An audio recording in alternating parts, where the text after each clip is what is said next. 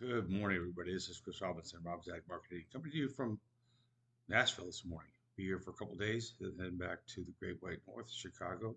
It's nice to be somewhere where there's no snow for 48 hours. Well, we're digesting what was a nothing burger in the USDA.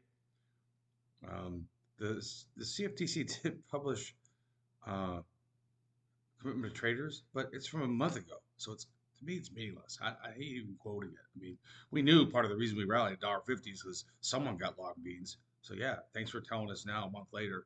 And however many they were long, they are in trouble now because again, if you follow me, if you follow my letter, I keep track of this stuff. I know it's hard to keep track of it.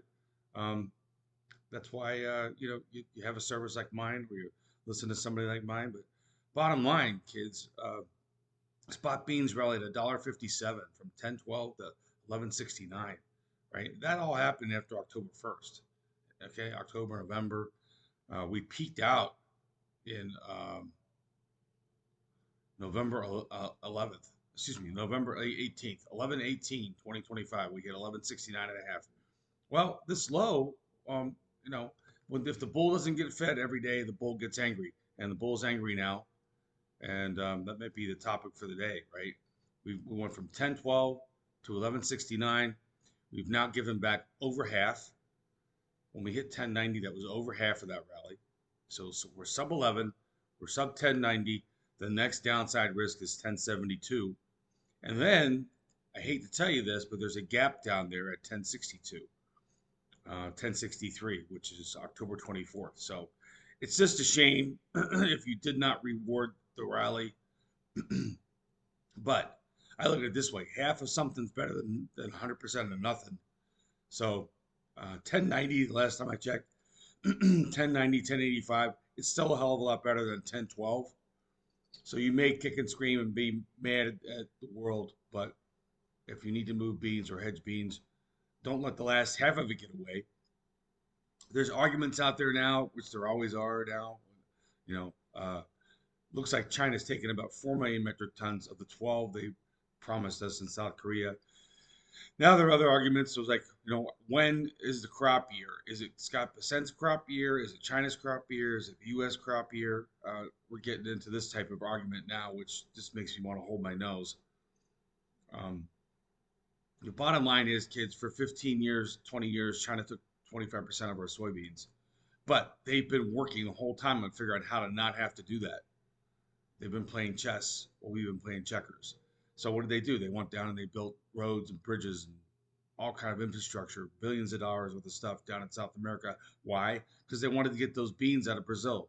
Go back and look at pictures of the Brazilian harvest, 20 years ago, 15 years ago, 10 years ago. They'd line up hundreds and hundreds of trucks. Then the truckers would go on strike. It was just a mess. China saw that and they're like, right, let's build them some infrastructure. So they're making sure those beans that are getting grown in Brazil get out. And they did a lot of that. They got long a lot of beans before the election. I think they were anticipating if Trump won, they'd have another trade war, and they were right. So they've got so many beans that they're actually having to sell beans out of their stockpile at home to bring in the new beans. So that should tell you something right there. In other news, the Argentinians, they lowered their tax exports, so it makes it easier for their farmers to export stuff. What's that done? Well, that's going to bring more wheat on. Argentina had a great wheat harvest, and that's going to bring more wheat on the worldwide market. And our wheat market is reflecting that, sadly. May wheat, Chicago wheat, KC wheat's all down 3, 4, 5 cents.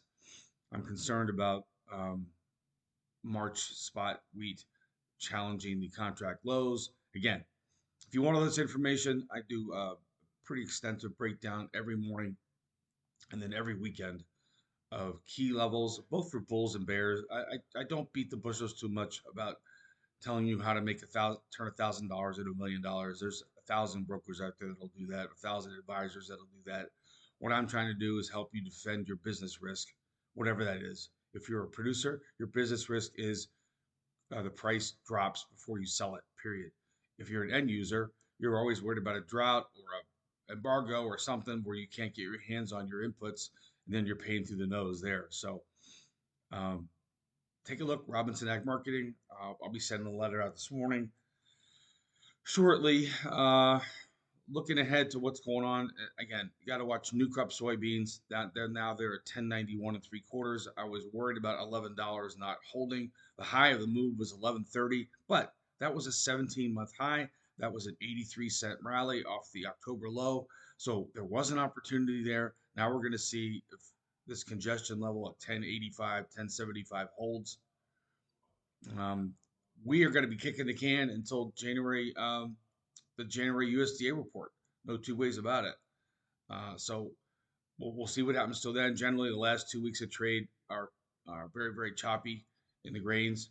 Doesn't mean there won't be some opportunities, but I think that the USDA kicked the can. There's a nothing burger there, and the market reflected it.